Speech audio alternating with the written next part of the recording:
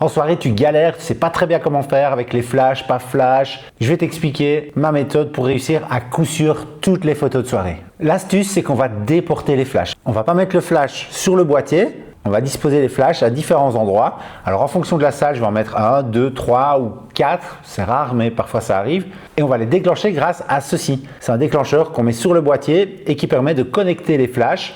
Quand on fait une photo, il déclenche. Depuis le déclencheur, on va pouvoir régler la puissance de chaque flash de manière individuelle, ce qui nous permet une autonomie et une grande liberté au niveau du résultat. Comment configurer ça? C'est tout simple. Je vous fais un petit schéma.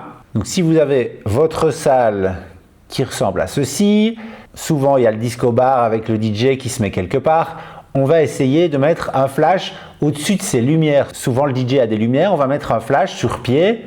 On va disposer des flashs en fonction de la salle à différents endroits. La chose à laquelle on va prêter attention, c'est que les flashs ne se croisent pas. S'ils se croisent tous à un seul point, ça va faire un gros burst de lumière et là, vous risquez d'être surexposé. Donc on va plutôt essayer de les diriger comme ceci pour ne pas qu'ils se croisent. D'un point de vue réglage, on va utiliser le flash qu'on a mis derrière les lumières du DJ comme main light, c'est-à-dire que ça va être la lumière principale qui va être la plus puissante. Les autres vont juste être là pour ramener un petit peu de lumière dans la salle pour ne pas que tout soit sombre. Deuxième avantage, c'est qu'on va avoir une homogénéité dans toutes les photos. Toutes les photos vont avoir la même lumière. On ne va pas être dépendant du plafond, on ne va pas être dépendant de si la personne est à 2 mètres ou à 5 mètres de moi. On va avoir des photos qui sont homogènes. 3, le gros avantage, c'est que les gens, ils ne vous voient pas shooter. Pour les gens, entre en soirée, c'est avoir un gros flash. Et donc, si le flash ne se déclenche pas, pour eux, il n'y a pas de photo. Donc, ça permet de passer au milieu de la piste, clac, clac, clac, de prendre des photos sans que les gens s'en rendent compte. Et donc,